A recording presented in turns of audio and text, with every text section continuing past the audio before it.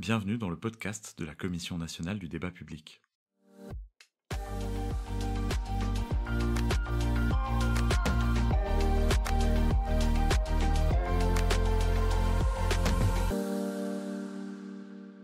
Bonjour à tous et à toutes, bienvenue dans ce nouveau podcast de la Commission nationale du débat public.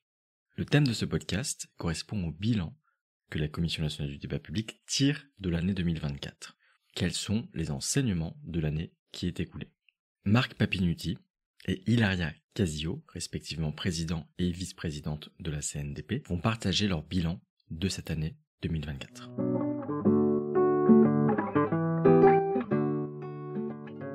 Les transformations écologiques, énergétiques, industrielles ne pourront se conduire dans notre pays qu'en associant plus encore les citoyennes et les citoyens à l'élaboration des décisions qui les concernent dans leur propre territoire.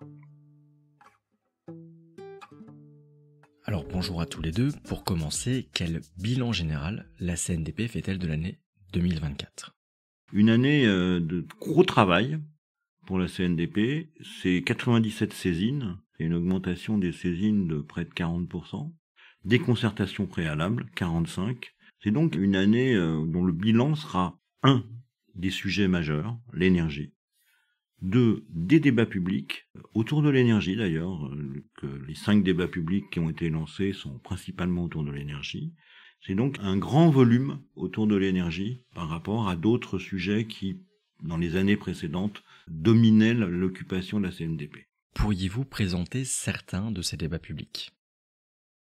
Donc, dans les débats publics, je cite très volontiers les 2 débats publics de PR2, à Gravelines et dans le Bugey, la mine de lithium, qui est au centre de la France, dans l'Allier, une nouvelle mine sur un site qui n'a plus connu de mine depuis 40 ans. Et je citerai aussi un exemple d'un point plus particulier sur une saisine volontaire d'EDF autour d'un technocentre pour transformer en fait des métaux faiblement radioactifs en un produit réutilisable et puis en des déchets beaucoup moins volumineux et en tonnage bien plus faible qui eux sont des déchets gérés de manière plus permanente.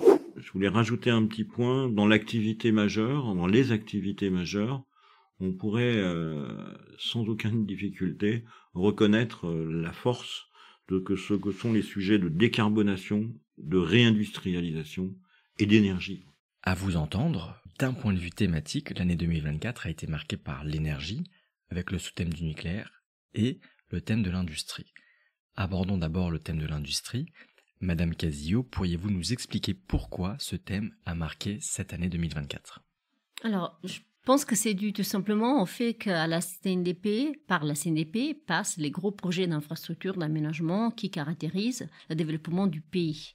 Et donc, on voit passer à la CNDP quels sont les projets structurants à un moment donné pour le pays. Il faut entendre, la CNDP s'est beaucoup occupée des lignes à grande vitesse, des réseaux des transports, parce que la France investissait dans ce type d'infrastructure. Aujourd'hui, la France est très concentrée sur la réindustrialisation verte, ce qu'on l'appelle comme ça, de pays, c'est-à-dire sur la décarbonation de son industrie, ce qui implique des investissements sur tout un tas de nouvelles industries qui vont dans le sens de la décarbonation. Ce qui explique pourquoi, à partir en fait de 2023, nous avons vu un nombre croissant de projets qui étaient liés à la production du ISAF, à la production d'hydrogène, ça peut sur des panneaux photovoltaïques, donc tout un tas d'industries qui sont tournées vers la décarbonation.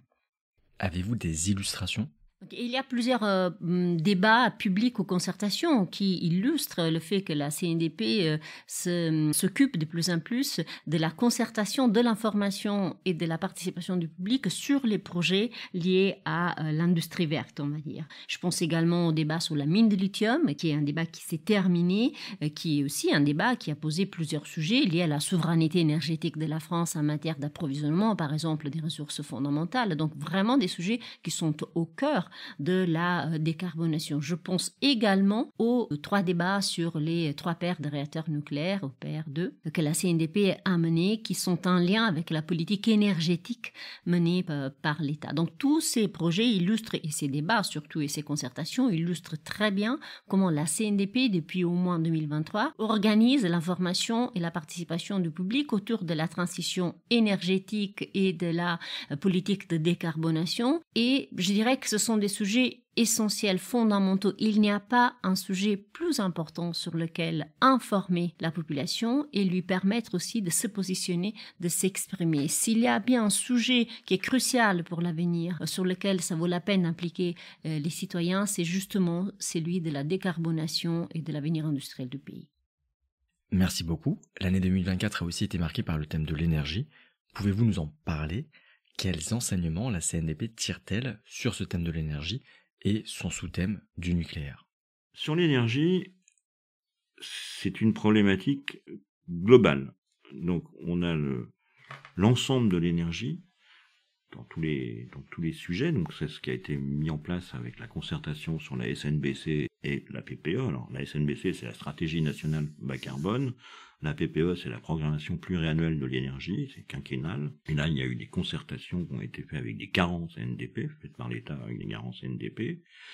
Ce sont aussi dans le débat sur les façades maritimes, sur l'éolien en mer et leur localisation des grosses implantations qui arriveront. Et puis, c'est aussi sur le nucléaire, des débats publics sur des paires de PR2. C'est aussi la préparation pour 2025 d'un programme national sur la gestion des déchets radioactifs. Là aussi, ce sera un débat public national. Et que peut-on en dire? Que ça soit dans l'aval ou dans l'amont, le sujet est plein de nouveautés ou de nouveaux programmes. C'est évidemment lié à la crise qu'on a pu vivre sur l'énergie encore récente. C'est aussi par une programmation nouvelle qui a été proposée sur les paires de PR2. Donc les choses sont en mouvement. Alors dans mes questions, j'ai un peu séparé énergie et le sous-thème du nucléaire du thème de l'industrie. Mais à vous entendre, on comprend que ces trois thèmes sont liés, que ces trois éléments sont entrelacés. Y a-t-il un autre point qui a marqué cette année? La satisfaction que peut avoir un président de CNDP d'avoir vu les jeunes s'investir, soit par des élèves de lycée, soit par des élèves de collège à Fessenheim. Et à Gravelines, c'est un très très bon film qui a été fait par des élèves, et puis qui est aujourd'hui disponible encore sur le site. Moi, je vous recommande la petite heure de visibilité de ce film. Ce sont des collégiens et des collégiennes qui rendent et posent des questions. Ça, c'était à Fessenheim. Ce sont aussi des élèves de terminale, je crois encore, à Clermont-Ferrand, qui ont donné un certain nombre de questions qu'ils avaient préparées. Et ce qui est important, c'est de voir que ces jeunes, qui sont la force de demain, qui sont ceux pour lesquels les projets sont en train de se faire, ces jeunes posent des questions simples, mais de très bonne qualité. Et ce sont des argumentations qui viennent derrière, à la fois du porteur de projet, pour répondre, mais aussi pour le citoyen qui lui-même est éclairé par ces questions, finalement simplifiant des sujets massivement complexes. Monsieur Papinutti, Madame Casillot, merci pour vos réponses. L'année 2024 a donc été une année riche en termes de volume de travail pour la Commission nationale du débat public, puisqu'il y a eu un nombre important de saisines et de procédures organisées ou gérées par la CNDP. Elle a aussi été marquée par le sujet de la transition énergétique et les industries qui y sont liées, ainsi que par la réindustrialisation de la France. Par ailleurs, Monsieur Papinutti, vous constatiez que des jeunes, notamment des élèves de différents âges, se sont mobilisés dans les différents débats publics organisés par la CNDP en 2024. Nous sommes à la fin de ce podcast. Chers auditeurs, chères auditrices, à bientôt pour un nouveau podcast.